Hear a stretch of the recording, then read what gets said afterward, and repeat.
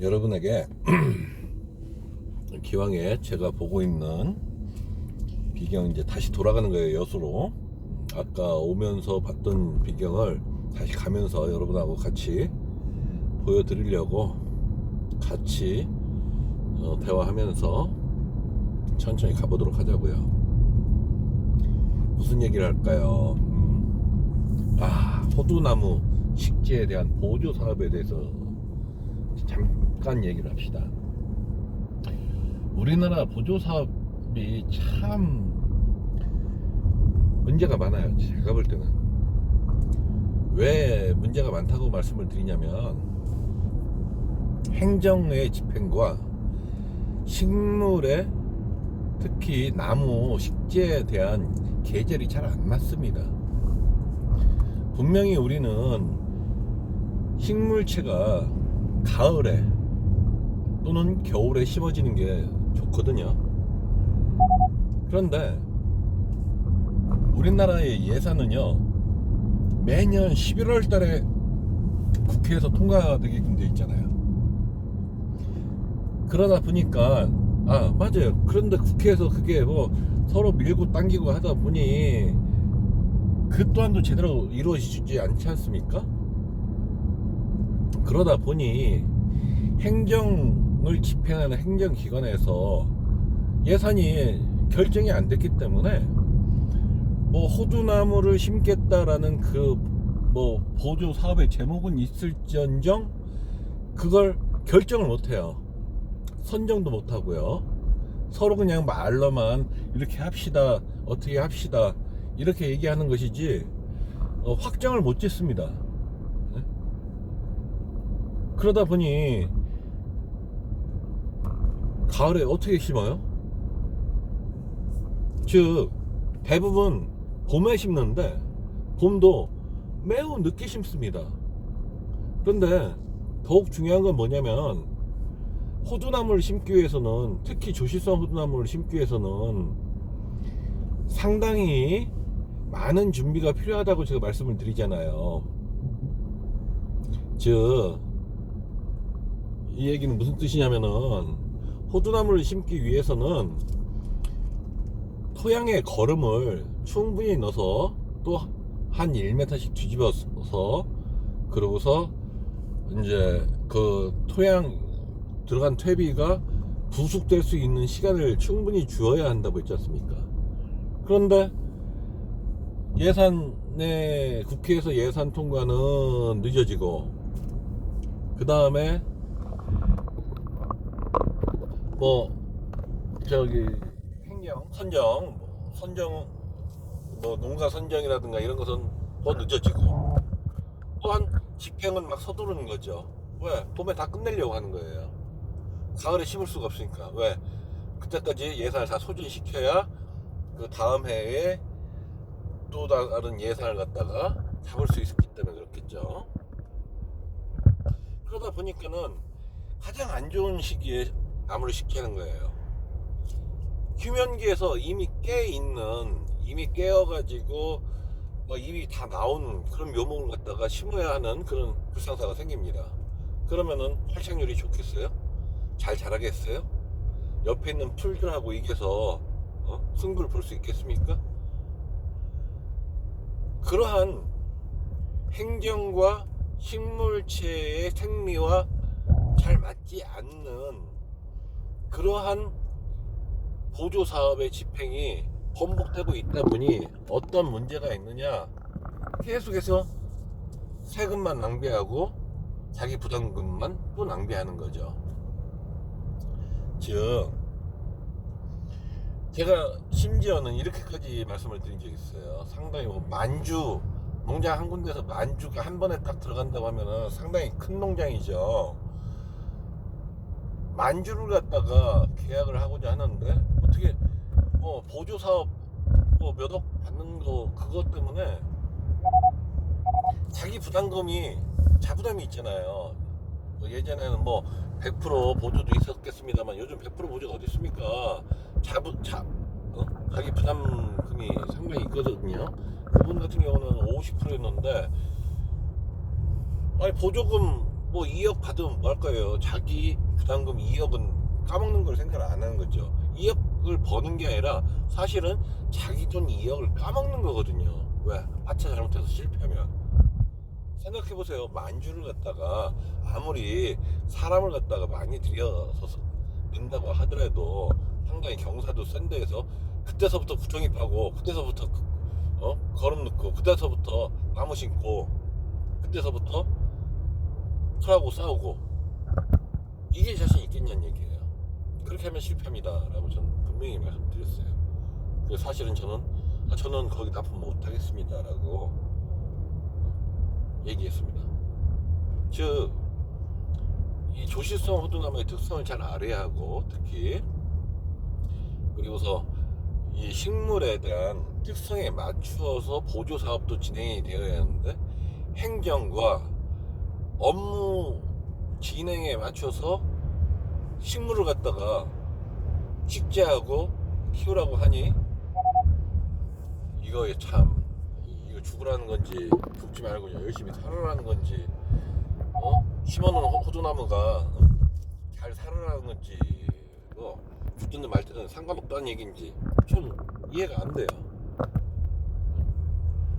여러분들이 보조사업의 이러한 행정적 과정, 물론 과정과 절차가 있어야겠죠.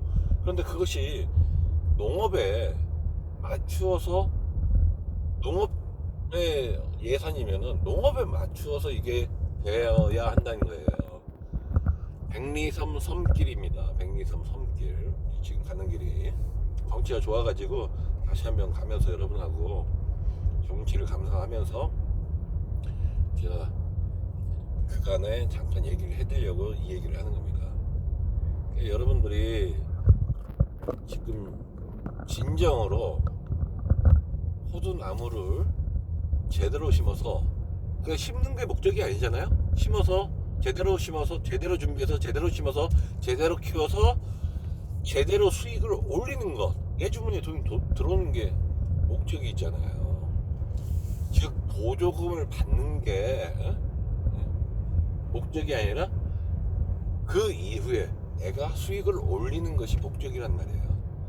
그래서 여러분들이 보조금에 너무 목매달고 지나치게 연연해 하지 마세요. 차라리 보조금 받지 말고 여러분 절반만, 여러분들이 중개하고 있는 면적의 절반 정도만 나 식재할 거야, 그리고 100% 성공할 거야 라고 생각하는 것이 옳은 거 아니냐고 저는 지금 말씀드리는 거예요. 그렇게. 그리고 나머지는 그러고 나서 수익이 났을 때 다시 심어서 여러분들이 실패하지 않게끔 하는 것, 그게 만드는 게 아니냐고 저는 여러분에게 말씀드리는 겁니다. 그런데 참 많은 분들이 보조사업에 연연해 하세요. 그리고 보조사업에 끌려가게 됩니다. 심지어는 요즘은 그래도 많이 좋아졌습니다만, 예전 처음에는 뭐 조실성 박피호도에 대해서 공무원들이 뭘 알겠어요. 알지 못하다 보니까 옛날 그냥 호두나무 그것만 생각하는 거예요.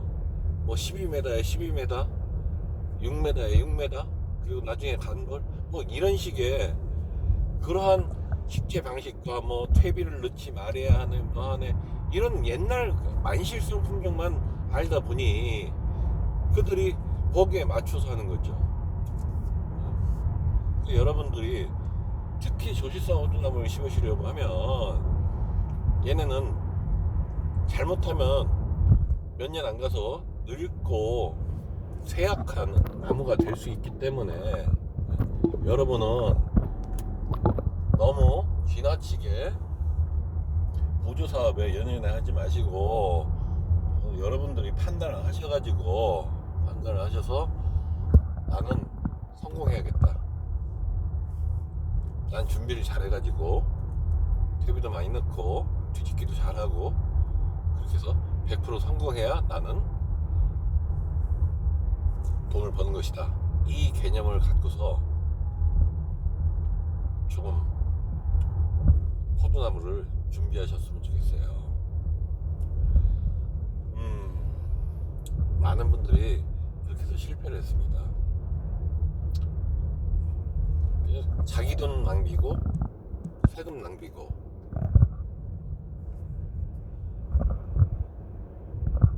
그 뭐 보조금은 각 지역마다 달라요. 각 지역마다 달라서. 그리고 그거는 저희한테 물어볼 게 아니라 각 지역의 산림과에다가 물어봐야 합니다. 특히 귀농 귀촌하시는 분들, 보조금 받아서 어떻게 하시겠다 하시는 분들, 보조금 받아서 농사 시작해가지고 그걸로 전부 다 그게 또 빚인 경우가 많거든요. 보조금이야 보조금이죠. 그런데 나중에 그 융자 받으셔서 그게 나중에 수익을 창출 못하면 전부 빚이 되는 거예요. 시골 내려와서 빚쟁이 돼서 가는 사람들 많습니다. 그래서 확실하게 안전하게 내가 크게 면적을 좀 줄이더라도 400m 시속 60km 확고부동하게 성공할 수 있는 준비를 해야 합니다. 그 준비는 너무 지나치게 어떤 보조 사업이나 아니면 타인한테 기대지 않는 거예요.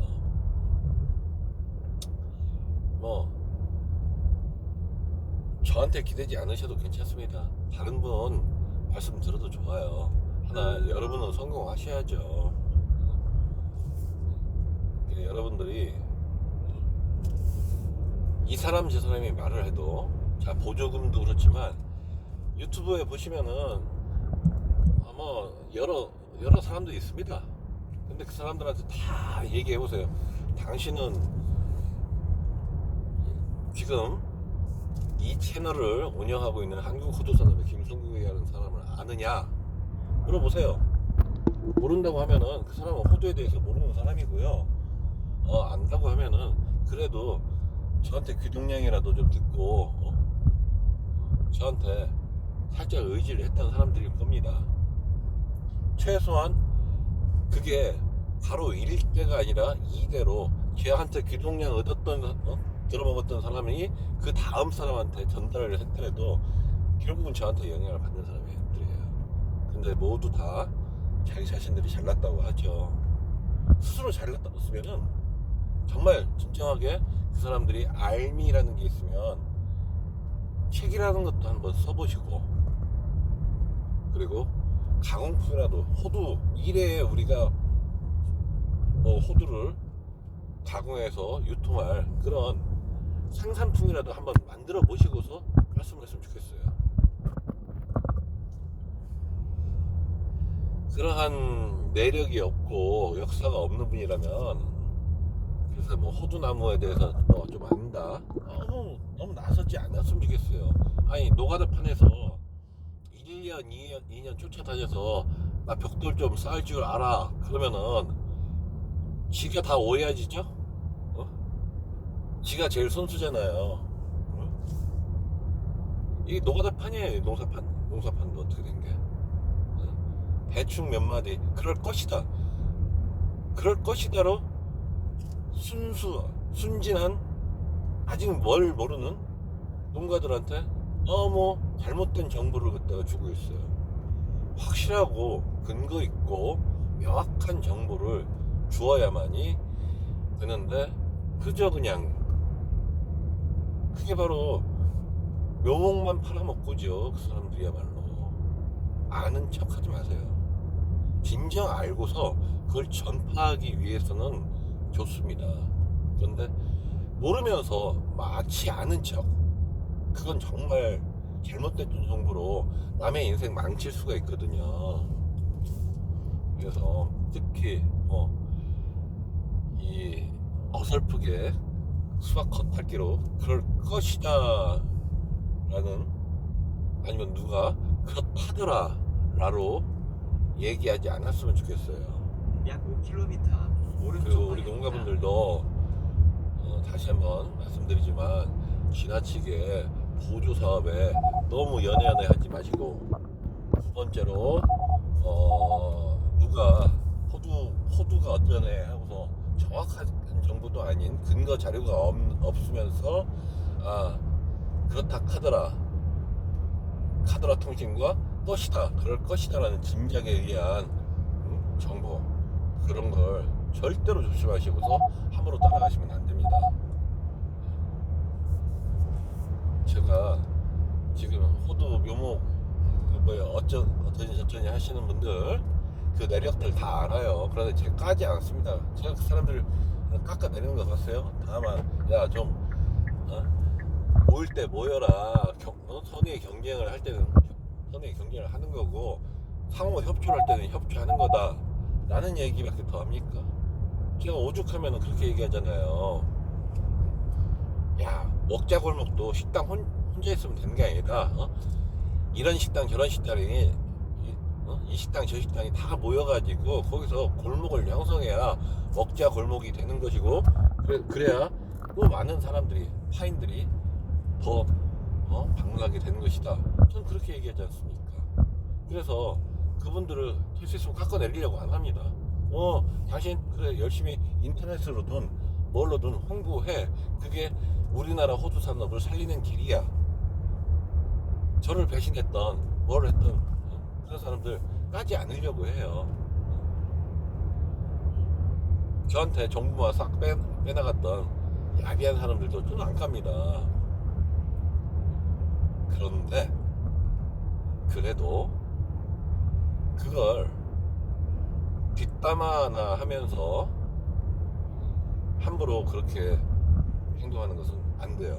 특히 농가들한테 새로 묘목을 심으려고 하시는 분들한테 정확한 정보를 주셔야 해요. 아니 싫으면 이게 아니면 심지 마세요 라고 할 정도로 확고부동하게 여러분들이 알 지식을 다 쌓으시고, 그리고 정확한 정보를 그들한테 전해줘야 그 사람들 인생 쫑치지 않습니다. 기발 부탁드립니다. 참 경치 좋습니다. 경치는 좋은데 대화 내용은 무거웠어요. 소재도 무겁고 주제도 그렇고 죄송합니다. 그러나 정말 심각하게 참고하시기 바랍니다.